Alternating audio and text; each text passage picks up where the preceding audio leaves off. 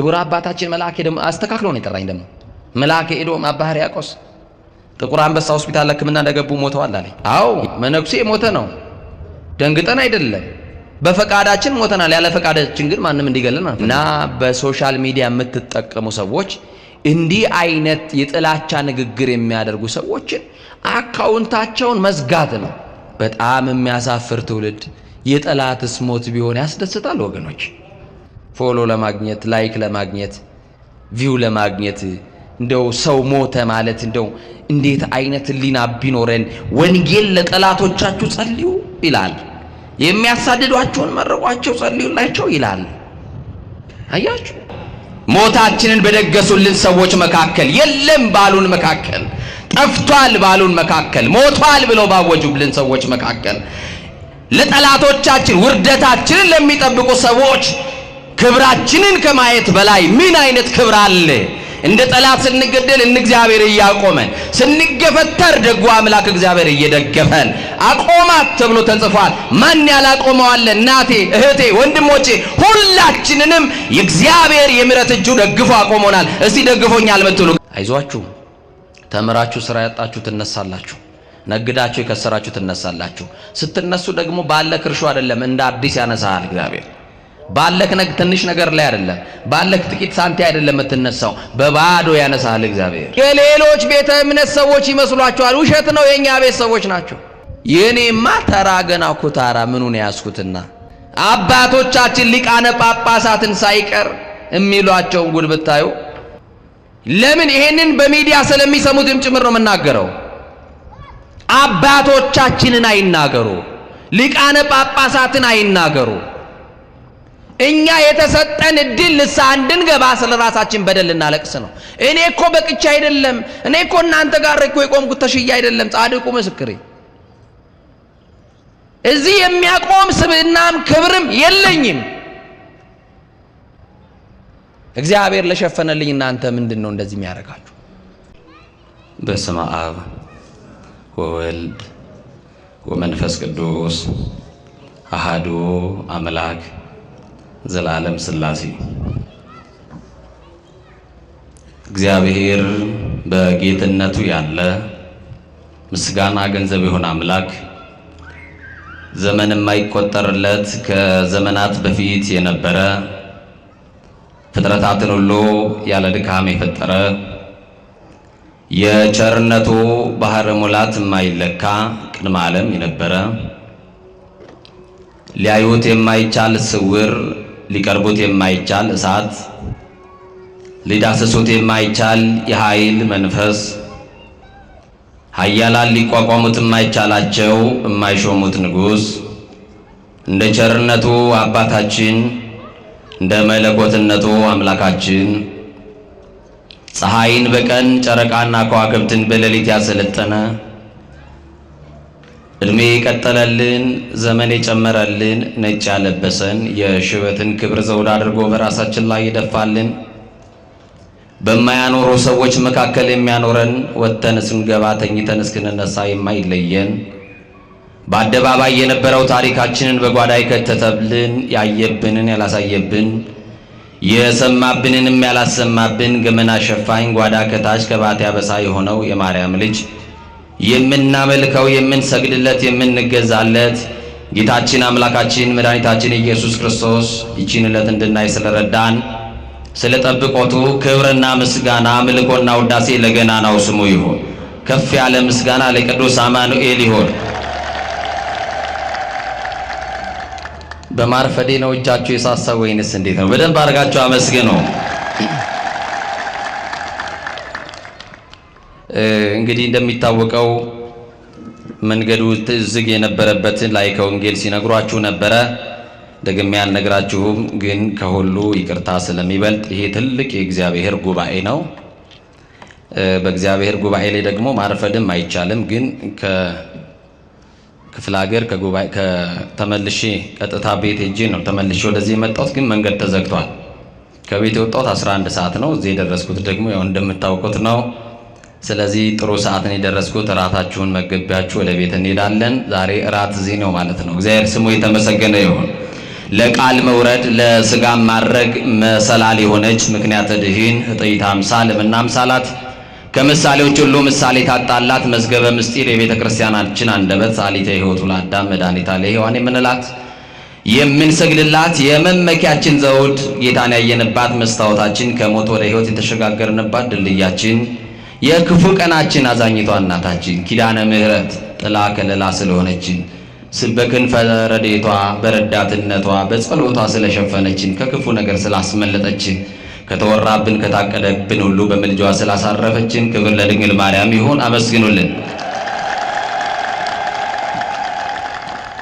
ኮኖሙ አበ ለሰባ ግብፅ ወኢትዮጵያ ለኢትዮጵያ ሕዝብና ለግብፅ አባት የሆኑ የንሂሳው ኮከብ የዝቋላው ኮከብ ደገኛው አባት ጻድቁ አባታችን ገብረ ሕይወት ገብረ መንፈስ ቅዱስ በረከታቸው በሁላችን ላይ ይደር። አምላከ ገብረ መንፈስ ቅዱስን አመስግኑ ሲከፍ አድርጋችሁ። አዎ ገብረ መንፈስ ቅዱስን ስናመሰግናቸው ደግሞ አቅሌስያንና ስምዖንን እናመሰግናለን። እነሱን ደግሞ ስናመሰግን ደግሞ የተጋደሉበትን የተጋድሎ ቦታቸውን ታላቁን ደብረ ከዋክብት ዝቋላን የረፍት ቦታቸውን ደግሞ ምድረ ከብድን በገዳሙ ውስጥ ያሉ መናንያን ሁሉን ጥለው ጌታን የተከተሉ በገዳሙ ያሉ ሰማዕትነት የተቀበሉ ድንቅ አባቶች አሉበትና የአባቶቻችን በረከት በሁላችን ላይ ይደር። እግዚአብሔር መንፈስ ቅዱስ ቢረዳንና ቢያግዘን ጥቂት እንነጋገራለን። የምስጢር ባለቤት አምላካችን እግዚአብሔር የረቀቀውን አጉልቶ የራቀውን አቅርቦ ምስጢር ገልጦ መንፈስ ቅዱስ ሁላችንን ያስተምረን።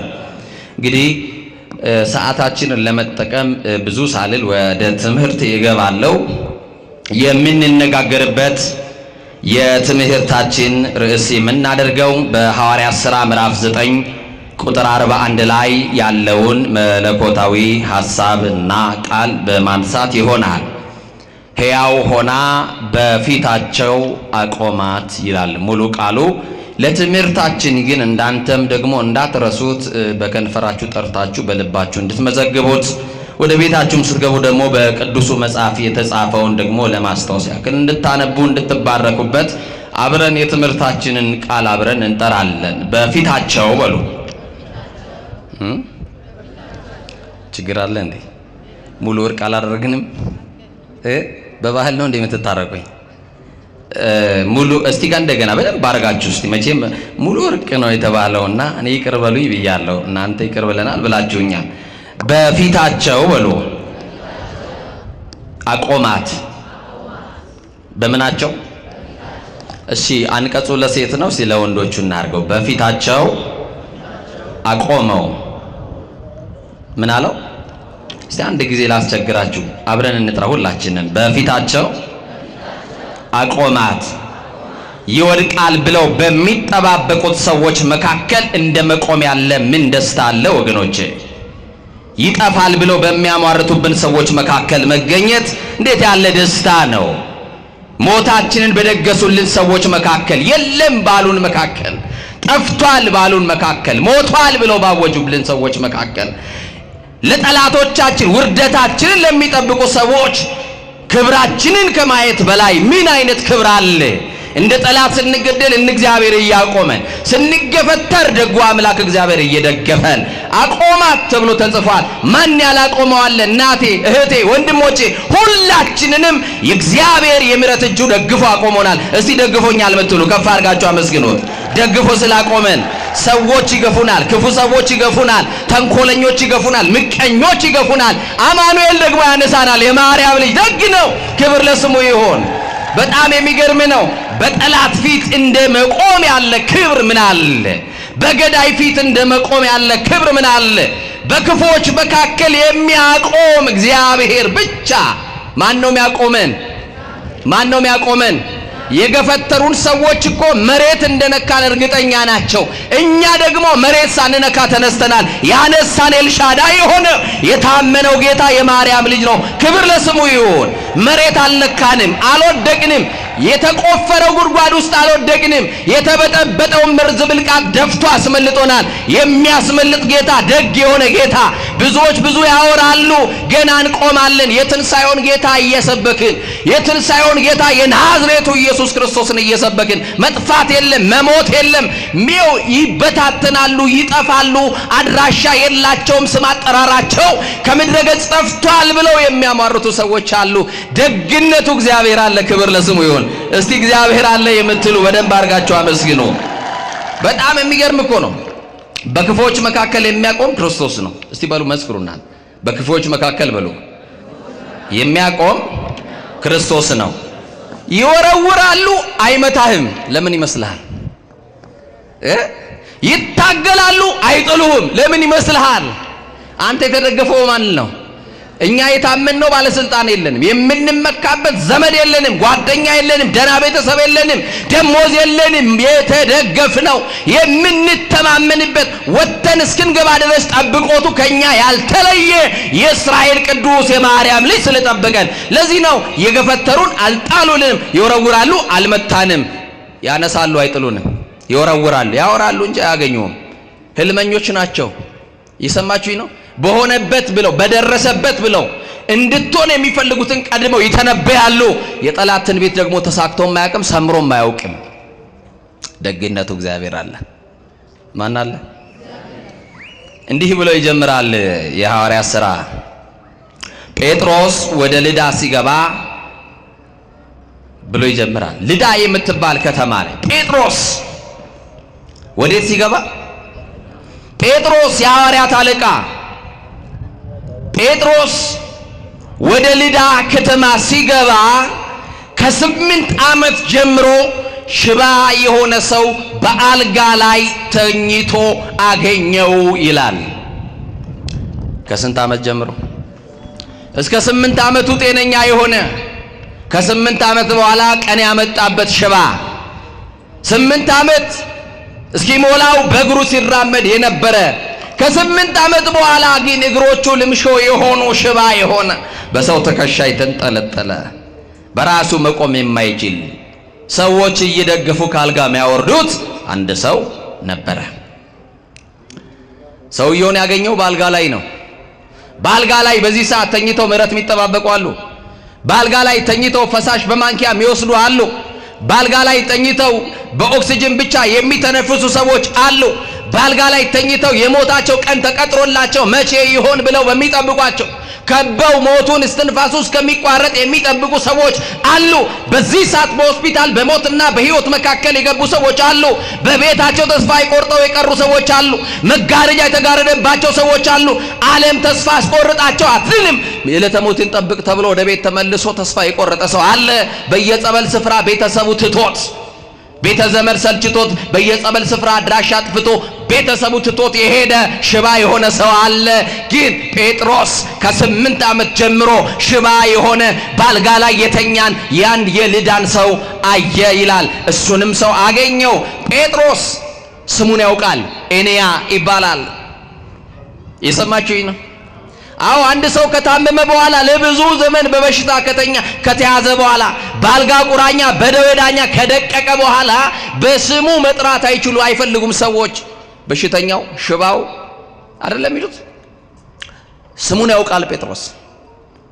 እና እንዲህ አለው፣ ኤንያ ሆይ አለው፣ ኢየሱስ ክርስቶስ ይፈውስሃል አለው።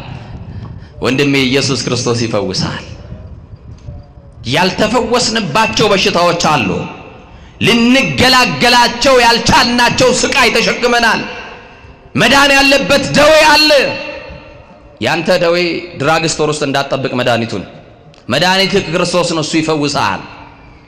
አንተ አልላቀቅ ያልከው ክፉ ልማድ ውስጥ መውጣት ያቃተ ነገር አለ። ከእግዚአብሔር ጋር እንደሚያጣላክ ተረድተኸዋል። አዎ፣ እንዴት ልውጣ እያልክ መውጣት እየፈለክ እየተሰበክ እያለቀስክ ደግሞ መልሰህ ሳታውቀው እዛ አይነት መጥፎ ልምምድ ውስጥ ራሳችሁን የምታገኙ ፈውስ የምትፈልጉ የኃጢአት ልምምድ ውስጥ ያላችሁ ያለን እንኖራለን። እንዲህ ነው መልሱ። ኢየሱስ ክርስቶስ ይፈውሳችኋል። ኤንያ ሆይ ኢየሱስ ክርስቶስ ይፈውስሃል አለው። ጴጥሮስ ለምን እኔ እፈውስሃለሁ አላለው? ስልጣን አለው ድውያንን እንዲፈውስ፣ ስልጣን አለው ዕውር እንዲያበራ፣ ስልጣን አለው ሽባንን እንዲተረትር፣ ስልጣን አለው ለምጽ እንዲያነጻ። ጴጥሮስ ለምን እኔ እፈውስሃለሁ አላለው? በእኛ ዘመን እንፈውሳለን የሚሉ ሰዎች፣ በእኛ ዘመን እናድናለን የሚሉ ሰዎችን ተመልከቷቸው። ክብሩን እየጠቀለሉ ለራሳቸው ነው የሚወስዱት። የሚፈቱበት ስም፣ የሚፈውሱበት ስም፣ የሚያድኑበት ስም፣ የሚያቆሙበት ስም፣ የሚለውጡበት ስም ኢየሱስ የተባለውን ስም ይጠራሉ። ክብሩን ግን ለኢየሱስ አይሰጡም። ለራሳቸው ይታያሉ፣ ለራሳቸው ገንዘብ ያስከማቻሉ፣ ለራሳቸው ዕውቅናን ይወስዳሉ። ጴጥሮስ የሚያድነው ጌታ ካልተጠራማ ምንም አይነት ፈውስ የለም። ጴጥሮስ ከራሱ የተነሳ አይደለም፣ ከተቀበለው ስምና ጸጋ ከተቀበለው ክብር የተነሳ ነው የሚፈውሰው። በውስጣችን የተቀመጠ የእግዚአብሔር መንፈስ የእግዚአብሔር ጸጋ አለ።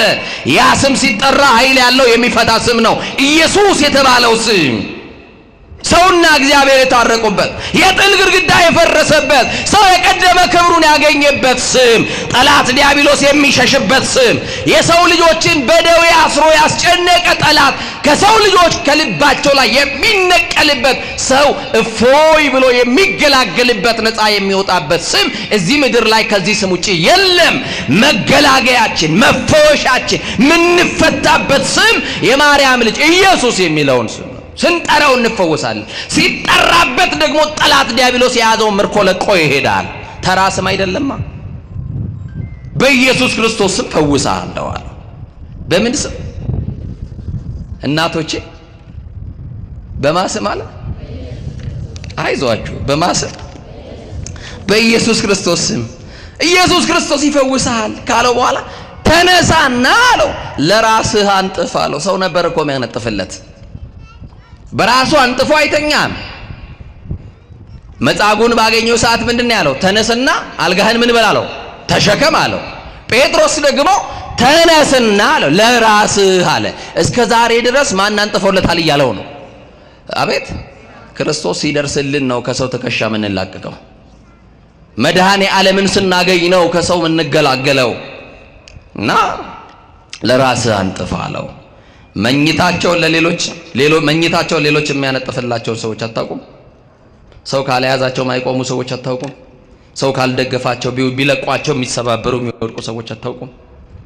ለሽንታቸው እንኳን ሰው ካልያዛቸው ከአልጋ ማይወጡ፣ ወይ ደግሞ ሰው ሰልችቷቸውን ማውጣት ማስገባት ሰው ሲደክምና ተስፋ ሲቆርጥ በተገጠመላቸው ትቦ ሽንት የሚሸኑ ሰዎች፣ መኝታቸው ለሚጎበኛቸውን እንኳን ያጡ ጀግና ይሁን የተማሩ ሰዎች ቀንጥሏቸው፣ ደዌ አድቅቋቸው፣ በሽታ ክፋቱ ከሰው በታች ያደርጋል። ከሰው በታች ነው።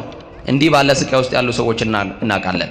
መኝታቸውን ሌሎች የሚያነጥፍላቸው፣ በሰው እጅ የሚመገቡ፣ ፈሳሽ በማንኪያ የሚቀበሉ፣ ከሰው ትከሻ ያልወረዱ፣ በራሳቸው መቆም የናፈቃቸው፣ መፈወስ የሚፈልጉ፣ መዳን የሚናፍቁ፣ የሰው ፊት እንደ እሳት ነበልባል የሚገርፋቸው። ሰማችሁ አይደል? ሰዎች ሽባነታቸውን እያዩ ከቀን በኋላ መታመማቸው መያያዛቸውን እያዩ የአባቱ ግፍ ነው፣ የሱ ግፍ ነው፣ የሱ ተንኮል ነው፣ የሱ ምቀኝነት ነው፣ የሱ እንዲህ ነው እያሉ ታርጋ እየለጠፉ ሰዎች ሁሉ ተፈርዶበት ቤት የቀረ ስንት ሰው አለ መሰላችሁ? ወድቀው መቅረት የማይፈልጉ መነሳት የሚፈልጉ አያሌ ሰዎች አሉ። ከወደቁ በኋላ ቢያንስ እንኳን ብንተዋቸው የወደቀን ዛፍ ምን ይበዛበታል እንደሚባለው አትውደቁ እንጂ ከወደቃችሁ በኋላ ፈላጫችሁ ብዙ ነው። መጥረቢያ ይዘው አጠገባችሁ የሚቆሙ ብዙ ነው። እና ይገርማል። ኤንያሆ ያለው ኢየሱስ ክርስቶስ ይፈውስሃል ነው ያለው።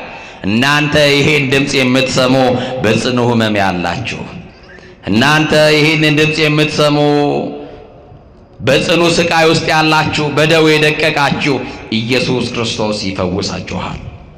መቼ እንደሆነ አናውቅም፣ ሰዓቱን አናውቅም፣ ጊዜውን አናውቅም፣ ደቂቃውን አናውቅም። ግን ኢየሱስ ክርስቶስ ይፈውሳል። ተነሱና ለራሳችሁ አንጥፉ፣ እርሱ ሙሉ ሰው ያደርጋል። ክርስቶስን ስታገኙ በራሳችሁ መቆም ትጀምራላችሁ። መቼ ነው ከሰው ትከሻ የምንወርደው የምትሉ፣ እሱን ስታገኙ፣ እሱ ሲደርስላችሁ፣ እሱ እስኪመጣ ድረስ ነው ማልቀሳችሁ። እሱ እስኪመጣ ድረስ ነው የሰው ፊት የሚጠብሳችሁ። እሱ እስኪመጣ ድረስ ነው ዛሬም እጃችሁ የምትለምኑት። ከሰውነት ተራ የተራቆታችሁት፣ ዘመድ የጠላችሁ፣ ጓደኛ የሸሻችሁ፣ ማጣት ከሰው ያራቃችሁ ብዙ ሰዎች አሉ። ተነሱና ተመላለሱ ይላል መድኃኔዓለም ሲመጣ። በስሙ ጉልበት ትፈታላችሁ። ጉልበት ያለው ስም የሚፈታ ስም ስላለው እና በጣም የሚገርመው ተነስ ነው ያለው። ሽባ ነው እስከ ዛሬ ድረስ ተነስ ቢሉት አይነሳም። ጴጥሮስ ምን የተለየ ነገር ቢነግረው ነው ተነስ ሲለው አልጋውን እስከ ማንጠፍ የሚያደርሰው? የሚገርም እሱ ነው። ወገኖቼ በዚህ ከንቱ ሐሳብ ያነከሳችሁ ተነሱ። በክፋት የወደቃችሁ ተነሱ። ርኩሰት መንደር ውስጥ ገብታችሁ የወደቃችሁ ተነሱ። ትዕቢት ሰብሮናል። ልንጠገል ልንነሳ ያስፈልገናል። ሐሜት ሰብሮናል። ምቀኝነት ሰብሮናል። ዘረኝነት ሰብሮናል። ጥላቻው ሰብሮናል። ዝሙት ሰብሮናል። ተጨማልቀናል። በኃጢአት ወድቀናል። ሐዋርያው እንደ ቆመ የሚመስለው እንዳይወድቅ ይጠንቀቅ ነው ያለው። በሁለት እግራችን አልቆምንም። መጽሐፉ እንዲህ ይላል፣ ተነሱ ይለናል። በዘመኑ በእግሩ የማይቆመውን ሰው ሽባውን ነው ተነስ ያለው። በሁለት እግር ቆመን በሐሳብ ያነከስን ክፉ ሐሳብ ያለብን አያችሁ፣ በምኞት የወደቅን በክፉ ሐሳብ የወደቅን ተነሱ። ከወደቅንበት እንድንነሳ ነው። ተነሱ። ተነስ፣ ለራስህ ማንጠፍ ትችላለህ። ቅድም ሲነግረው ኢየሱስ ክርስቶስ ያድንሃል ነው ያለው። የሚያድነው ጌታ ደርሶልሃል። የሚፈታው አምላክ ደርሶልሃል። ስለዚህ ከዛሬ በኋላ ጎዶሎ አትባልም። አንተን እያወጣ የሚያስገባ ተሸክሞ የሚያወጣ ሰው የለም። በቃ ደርሶልሃል። አልጋህን ማንጠፍ ትችላለህ። ተነስ አለው። ሲመጣ እንነሳለን። አይዟችሁ፣ አይዟችሁ። ተምራችሁ ስራ ያጣችሁ ትነሳላችሁ። ነግዳችሁ የከሰራችሁ ትነሳላችሁ። ስትነሱ ደግሞ ባለክ እርሾ አይደለም እንደ አዲስ ያነሳሃል እግዚአብሔር። ባለክ ትንሽ ነገር ላይ አይደለም፣ ባለክ ጥቂት ሳንቲ አይደለም የምትነሳው፣ በባዶ ያነሳሃል እግዚአብሔር። ባዶ ገንዘብ ብቻ አይደለም፣ የገንዘብ ባዶነት ብቻ ሰው የራባችሁ ባጠገባችሁ የነበሩ አጀቦች ተበትነው ሰው የለኝም ብላችሁ ባዶነት የሚሰማችሁ ሰዎች አላችሁ። ግን የሚገርመው ሽባ እየተባለ እየተጠራ የነበረውን ሰው አይድንም ብለው ከአፋቸው በወረወሩት ቃል አድምተው ተስፋ አስቆርጦት የነበረውን ሰው ጠላቶቹ እያዩ በጠላት መካከል እንደመነሳት ያለ ምን ክብር አለ? በሚጠሏችሁ ሰዎች መካከል የሚያኖር ጌታ አላችሁ። አይዟችሁ። ማን ይወደናል? መጽሐፉ እኮ ነግሮናል። እናንተ ከዓለም አይደላችሁምና ዓለም ሁሉ ይጠላችኋል አለ። ለመወደድ እኮ አይደለም የምንኖረው። ዓለም መች ክርስቶስን ወደደው? ዓለም ለመቼ ለክርስቶስ ሆነችና እኛን ይወዳል። አያችሁ፣ ሲገፏችሁ የሚደግፍ ጌታ ካላችሁ፣ ውርደታችሁን ለሚጠብቁ ክብራችሁን የሚገልጥ ጌታ ካለ፣ አልሆነለትም አልተሳካለትም ለሚሏችሁ ሰዎች፣ አይችልም ብለው ለሚያሟርቱባችሁ ሰዎች ከእንግዲህ ሰው አይሆንም ከእንግዲህ ሰው አትሆንም ብለው ተስፋ በቆረጡባችሁ ሰዎች መካከል እግዚአብሔር ተአምር ያሳያል። እንዴት አድርጎ ካላችሁ የታሰራችሁበትን እስራት ፈቶ አቁሞ ያሳያችኋል። አይቆምም፣ ከሰረ፣ እንደገናማ አይነሳም ብለው ተስፋ በቆረጡባችሁ ቤተሰቦቻችሁ መካከል ያነሳችኋል እግዚአብሔር። ከእንግዲህ ሰው አይሆንም አይደለም ይሉን። ይሄው ብዙ ሞክሬዋለሁ፣ ከሱስ መውጣት አልቻለም፣ ተውት፣ ለሱ ያወጣሁት ብር ይሉሃል ቤተሰቦች ሊሉ ይችላል። አይዞህ አንድ ቀን ማሰዋል ሰው ትሆናለህ። ሰው መሆን ብቻ አይደለም ለሌሎችም የምትተርፍ ያደርጋል እግዚአብሔር። ያንን ቀን ጠብቂ እህቴ። እንዲሁማ እያለቀስን አንቀጥልም እኮ እንጎበኛለን። አንድ ቀን ጠላት የዚያን ጊዜ አፉን ይይዛል፣ መልስ ያጣል። እግዚአብሔር መጥቶ ከውድቀታችን ሲያነሳ በቅዱሳኑ ጸሎት ከሞት አፋፍ ላይ ስንተርፍ በሚጠባበቁን ሰዎች መካከል እግዚአብሔር ሲያቆመን እዛ ጊዜ አፉን ጠላት የሚናገረውን ያጣል። እንዲህ ይላሉ ጠላቶቻችን፣ አምላኩ ረዳው፣ ጌታ ረዳው፣ እግዚአብሔር አገዘው፣ መድኃኔዓለም ረዳው ይሉናል። ከዛ ውጪ ምን ረዳት አለው ክርስቲያን? ከአማኑኤል ውጪ ምን ዘመድ አለው ክርስቲያን? ከሱ ውጪ ምን መመኪያ አለው? አያችሁ፣ ማን ረድቶት ነው እዚህ የደረሰው ካሉ እግዚአብሔር ነው። ማን አግዞክ ነው እዚህ የደረስከው? የቱ ቤተሰብ ሳንቲ ሰጥቶ እዚህ አቆመ አንተን? ማን ነው መቋቋሚያ ሰጥቷችሁ ጎጆ ያስወጣችሁ? ጎጆአችሁን የቀለሰላችሁ እግዚአብሔር። ትዳር ስትመሰርቱ ባዶ እጃችሁን ገፍታችሁ በብዙ በረከት የባረካችሁ እኮ እግዚአብሔር ነው። ይገርማችኋል። ይሄንን ሽባ ሰው በስሙ ጠራውና ተነስ አለው። ተነሳ። አሁን አልጋህን አንጥፍ አለው። አልጋውን አነጠፈ። ጴጥሮስ በዛች ከተማ የዚህ ሰው መዳን በከተማው ሳይሰማ በተአምር ላይ ተአምር ሰራ። የሚፈታውን የናዝሬቱ ኢየሱስ ይልቁንም ከሙታን መካከል የተነሳውን እናንተ በበደላቸው የሰቀላችሁት ክርስቶስ ምንም አስነሽ ሳይፈልግ በራሱ ስልጣን ከሙታን መካከል የተነሳው የናዝሬቱ ተስፋ ኢየሱስ ክርስቶስ አዳኝ እንደሆነ ስሙ ተገልጧል። የሚሸፈን አይደለም። ይሄውና ተአምራት እዩ በስሙ ገደል ነው ተገላገል። ከዚህ በኋላ ደቀ መዛሙርቱም ቢሆኑ ኢየሱስ የሚለውን ስም አይቀሩም እያሉ እነሱ ግን ይሄንን ስም አለመጥራት አንችልም፣ ክርስቶስ የሚለውን ስም አለመጥራት አይቻልም። ጴጥሮስ ቤቱን ትቶ የወጣለት ስም ነው። ሚስቱን የተወበት ስም፣ የልጁን ፍቅር የረሳበት፣ የቤተሰቡን ፍቅር የረሳበት ኢየሱስ ነው። እሱን አለመጥራት አይቻልም። እሱን ሲጠራ ግን የብዙዎች እስራት ይፈታ ነበረ። በነገራችን ላይ ይሄንን ስም በሕይወታችሁ መጥራት ተለማመዱ። ኢየሱስን ለሰዎች የሰጠን ያክል እስኪመስለን መጥራት እንፈራለን። ኢየሱስን ለሌላ ቤተ እምነት የሰጠን እስኪመስል ድረስ ስሙን መጥራት እንሸማቀቃለን። መጥራት ካልጀመርን ይህንን መድኃኒት የሆነ ስም መጥራት ካልጀመራችሁ ምንም አይነት መፍትሄ የለም። እውነት ሐሰት እውነት እንደማትሉኝማ አውቃለሁ። ሌላኛውን ተአምር ቀጠለ። በጣም የሚገርም ነው። ኤንያን ከፈወሰ ካዳነ በኋላ ወዲያውኑ ሞተች ተብሎ የተለቀሰላት አንዲት ሴት ነበረች፣ ጣቢታ የምትባል። ምን ሆነች ተብሎ? እስቲ ግድ የላችሁ ምን ሆነች ተብሎ? ሰሞኑን በማህበራዊ ሚዲያ እኔ ሞቼ ነበረ ገለውኝ ነበረ በቲክቶክ በምናምን በጣም ብዙ ወዳጆቼን አስደንግጧል፣ ቤተሰቦቼን ጨምር። ከሰው እኮ ነው የተፈጠርነው። እኛ ቤተሰብ የለንም እንዴ? የለንም እንደ ቤተሰብ? አዎ መነኩሴ ሞተ ነው፣ ደንግጠን አይደለም፣ በፈቃዳችን ሞተናል። ያለ ፈቃዳችን ግን ማንም እንዲገለን አንፈልግም። ሰማችሁ? በጣም የሚያሳፍር ትውልድ። የጠላትስ ሞት ቢሆን ያስደስታል ወገኖች። አያችሁ፣ እንዲሁ የተወደደ ሰው ያለዋጋ ክቡር አባታችን መልአከ ኤዶም አስተካክሎ ነው የጠራኝ። ደግሞ መልአከ ኤዶም አባ ሕርያቆስ ጥቁር አንበሳ ሆስፒታል ለሕክምና እንደገቡ ሞተዋል አለኝ። የናዝሬቱ ተስፋ የማርያም ልጅ ክርስቶስ የትንሣኤው ምስክር ሆኜ ገና ብዙ ዘመናት እግዚአብሔርን አገለግለዋለሁ። ጠላት እንደሚያሟርቱብን አይደለም። ይሄው አለን። ሰዎች ሁሉ አላምን ብለው ቪዲዮ አድርግ እስቲ ይሉኛል። ጣቢታ የምትባል አንዲት ሴት ሞተች ተብሎ ተለቀሰላት። ምን ሆነች ተብሎ? ምን ሆነች ተብሎ? ለቅሶ ደራሾች ተሰበሰቡ። ሙሾ አውራጆች በግጥም እያስለቀሱ ህዝቡን በለቅሶ አወቁት። አልቃሽማ አታጣም የእናቴ ልጅ ከሞትክ፣ ከንፈር መጣጭ አታጣም የእናቴ ልጅ ሙት እንጂ ቀባሪማ አለ። እኔ አንዳንድ ቀንም ይሄን ያክል ወዳጅ አለኝ እንዴ እስክል ድረስ ደርሻለሁ። እግዚአብሔር በሚያውቀው። ሰማችሁ?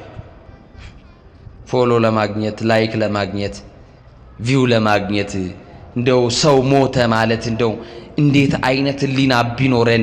ወንጌል ለጠላቶቻችሁ ጸልዩ ይላል። የሚያሳድዷችሁን መርቋቸው ጸልዩላቸው ይላል። አያችሁ አሁን እንዴት አይነት ህሊና! ክርስትናችን ምን አይነት ካባ እንደለበሰ ታዘቡት። አሁን ይህንን የሌሎች ቤተ እምነት ሰዎች ይመስሏቸዋል። ውሸት ነው። የእኛ ቤት ሰዎች ናቸው። የኔማ ተራ ገና ኩታራ ምኑን ያስኩትና አባቶቻችን ሊቃነ ጳጳሳትን ሳይቀር የሚሏቸውን ጉድ ብታዩ እንደው በዚህ ጉባኤ ያላችሁ በጻድቁ በተክልዬ እላችኋለሁ። አንድ ነገር ብቻ ልበላችሁ። አባቶችን የቤተ ክርስቲያን መምህራንን የማይገባ የጽርፈት የማይገባ ክፉ ቃል እየተናገሩ የሚለጥፉ ሰዎች ለቤተ ክርስቲያን የተቆረቆሩ ሰዎች አይደሉም። ናቸው ወገኖቼ። ይሄው እንደናንተ በወንጌል የሉም።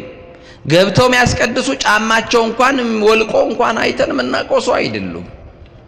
እና አንድ ነገር ልበላችሁ፣ በሶሻል ሚዲያ የሁሉ ካሜራ ተደርድረዋል። እናንተንም ትዝብት ውስጥ ከትቼ ነው የምነግራችሁ ወንድሞቼ። ነቀፌታ ግን አይደለም። በደንብ አድርጋችሁ ስሙ። አባቶቻችሁ በዚህ ልክ ሊቃነ ጳጳሳት የቤተ ክርስቲያን መምህራን አባቶች ሲሰደቡ ለምንድነው መልስ መስጠት ማትፈልጉት? ሚዲያ ባለቤቶች ናችሁ። ሚዲያችሁን በአደባባይ እናስተዋውቅላችኋለን።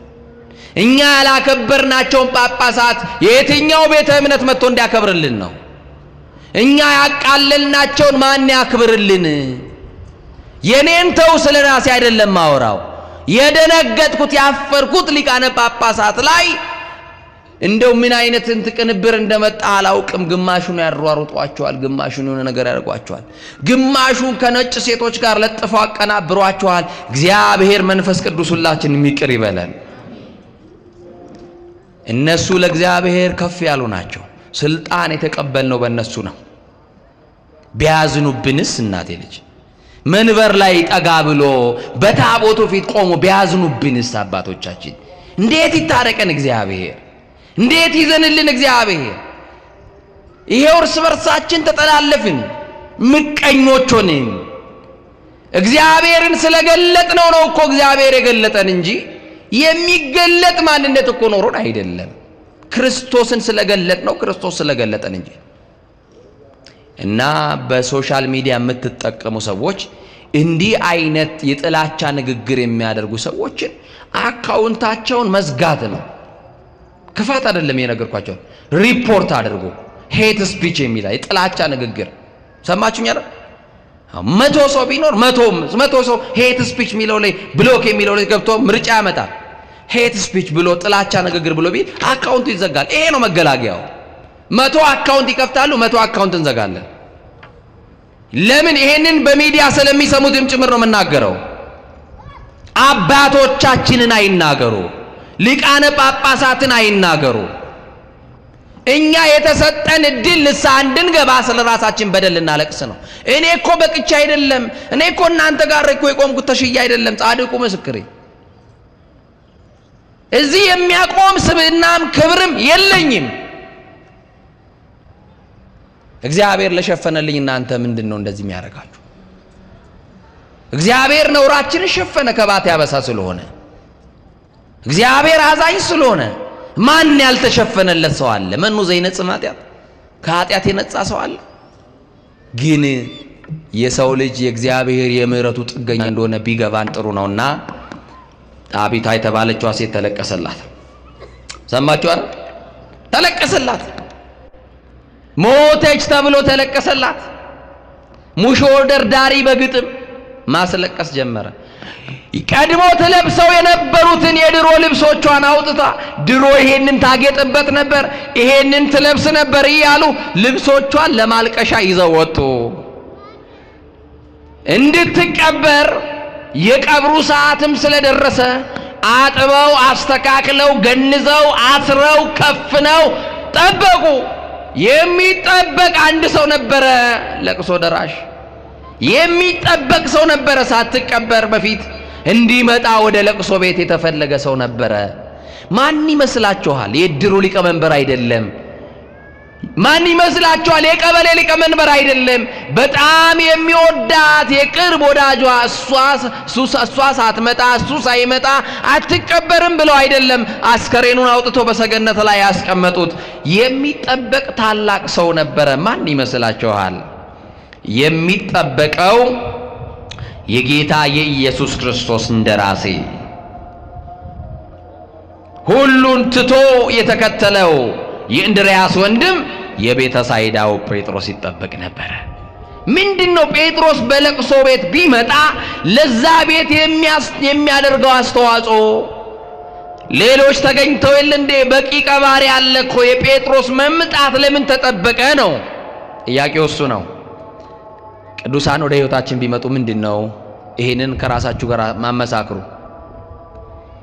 ጴጥሮስ ይጠበቃል። ጴጥሮስ የቤተሰብ አባል አይደለም፣ የሥጋ ዘመድ አይደለም። አትቀበርም፣ ቆይ ይመጣል ተብሎ የጌታ አገልጋይ የክርስቶስ ባሪያ ቅዱስ ጴጥሮስ እየተጠበቀ ነበረ። የቤተ ሳይዳው ፊልጶስም ደረሰ፣ የቤተ ሳይዳው ጴጥሮስም ደረሰ። በጣም የሚገርማችሁ ጴጥሮስ ወደ ለቅሶ ቤት የሄደው እዝን ይዞ አይደለም፣ ሊያጽናና ይዟችሁ ሊላቸው አይደለም የሄደው ወደ ከተማ ወደዛች ቤት የሄደው የምስራች ይዞ ነው ሄደው። የምን ይዞ ነው ሄደው? ምን ይዞ ነው ሄደው? የምስራች ይዞ። ምንድነው የምስራቹ ካላችሁ ከሞት የሚያነሳው ኢየሱስን ይዞ ወደዚህ ቤት ከመምጣቱ በፊት ሽባ የሆነውን ሰው ከአልጋው እንዳነሳው ክርስቶስ የታመመን ብቻ ሳይሆን የሞተን በስሙ ይነሳል ሲል የበለጠውን ሊያሳያቸው በስሙ እንዲያምኑ ክርስቶስን ይጠብቁታል። ማን ነው? ጴጥሮስን ይጠብቁታል። ጴጥሮስ ተሸክሞ የሄደው ክርስቶስን ነው። ማንን ይዞ ነው? የናዝሬቱ ኢየሱስ ክርስቶስን ይዞላቸው ሄደ እና እርሱ ከተያዘ እኮ ይበቃናል። አይበቃም? ንገሩኛ። በሐዘን ላለ ሰው ክርስቶስ ይበቃዋል። ከሐዘን የምንወጣበት እንባችን የሚታበስበት ማትረሻችን ክርስቶስ ስለሆነ እና ጴጥሮስ ወደሚለቀስበት ቤት ገብቶ ወደ ሰገነቱ ወጣ። የሚያለቅሱትንም አስወጡልኝ ብሎ አስወጣቸው። ምን የሚሉትን? በቃ ክርስቶስ ከደረሰ በኋላ ለቅሶ የለማ። ሙሾ ደርዳሪው ይውጣ፣ ለቅሶኛው ይውጣ። ልብስ ይዘው ሞተች ብሎ የሚያለቅሱ ሁሉ ውጡ አለ። እኔና አስከሬኗ በቃ በዚህ አስከሬን ላይ የሚጠራ አንድ ስም አለ። ሕያው የሚያደርግ ስም፣ የሚያቆም ስም፣ የሚደግፍ ስም፣ ሕይወት የሚዘራ ስም። ይሄ ስም ይጠራል። ሞታለች አብቅቶላታል ብለው ትንሣኤ በማያምኑ ሰዎች አይደለም። የናዝሬቱ ኢየሱስ ከሞት መካከል እንደሚያነሳ ስለሚያምን ጴጥሮስ ጨዋዮቹን፣ አልቃሾቹን፣ የሚያሟርቱትን አስወጣቸውና ለብቻው ወደዛ ክፍል ውስጥ ገባና በሩን ዘጋ ይላል። ምኑን ዘጋ? በር መዝጋት በብሉይ ኪዳን የነበሩ ነቢያትም አድርገዋል። እነ ቅዱስ ኤልሳዕ የሰማችሁ ነው። የሞተው ልጅ ላይ በኋላ በር ዘጋ፣ ከዛ በኋላ ተጋደመበት እንደሚለው ጴጥሮስ በሩን ዘጋና ጸለየ። እግዚእ ሕያዋን ወሙታን ኢየሱስ ክርስቶስ ቅድም በስምህ የናዝሬቱ ኢየሱስ ክርስቶስ ይፈውሳል ብዬው ሽባ የነበረውን ሰው በስምህ ፈትቼዋለሁ። በስምህ ጉልበት ድኖ ተነስቷል። አሁንም የስምህ ጉልበት ይህንን የሞተችን ሴት ወደ ቀደመችበት ክብር እንዲመልሳት እለምንሃለሁ ብሎ ጸለየ። አሁን እኮ ጴጥሮስ አስወጥቶ ለቅሶ አልቆመም። በደጅ እየተለቀሰ ነው። እርግጠኛ ናት ድጋሚ ላያዩዋት፣ ላይገናኙት፣ ሊሰናበቱ የመጡ ሰዎች ነው ያሉት። ሞቷል በሚጠባበቁ ሰዎች መካከል ደግሞ እግዚአብሔር አንስቶ አቁሞ ሊያሳያቸው ነው። ጴጥሮስ ገባና ጸለየ። ከጸለየ በኋላ የሞተችውን ስም በስሟ ጠራት። ማን ብሎ? ጣቢታ ተነሽ አላት። እጁንም ዘረጋላት። እሷም ደግሞ የጴጥሮስን ድምፅ ሰማችና እጁንም ይዛ ተነሳች። የወደቃችሁ በዚህ ስም እንድትነሱ ጌታ መንፈስ ቅዱስ ይርዳችሁ። የወደቀን በዚህ ስም እንድንነሳ መንፈስ ቅዱስ ይርዳ። ብድግ አለች፣ ተነሳች። ከዛ በኋላ በሩን ክፈቺ፣ በናዝሬቱ በኢየሱስ ክርስቶስ ስም ሞትሽ በሕይወት ተቀይሯል። የዚህ ቤት የለቅሶ ታሪክ በሳቅ ተቀይሯል። የዚህ ቤት የሞት ታሪክ ተገልብጧል። ነገር የሚገለብጥ ሞታችንን በሕይወት የሚቀይር ለቅሷችንን በሳቅ የሚቀይር የተሰቀለው የናዝሬቱ ኢየሱስ ክርስቶስ ነው። የተደረገልሽን ውጪና መስክሪ። ከዚህ ለስንብት የመጡ ሰዎች ናቸው። ድጋሚ በሕይወት ቆመሽ ያዩሻል። መስክሪ። ያገኘሽው ጌታ ነው ከሞት ያነሳሽ፣ እኔ አይደለሁም። እኔ የተቀበልኩት ጸጋ ነው። ክርስቶስ ነው ያነሳሽ። ሁሉን ከውድቀት የሚያነሳ ስም ነው። እንኳን በሕይወት ያሉ ሞተው ሳይቀበሩ ይቅርና ተቀብረን ፈርሰን በስብሰን አራቱ ባህሪያተ ሥጋ በመቃብር ፈርሶ በስብሶ ቢለያይ እንኳን ይሄ ስም ከውድቀት የሚያነሳ ስም ነው። በመጨረሻውም ሲመጣ ከሞትንበት ከተቀበርንበት ጉድጓድ የሚያወጣን የናዝሬቱ ኢየሱስ ነው። መስክሪ።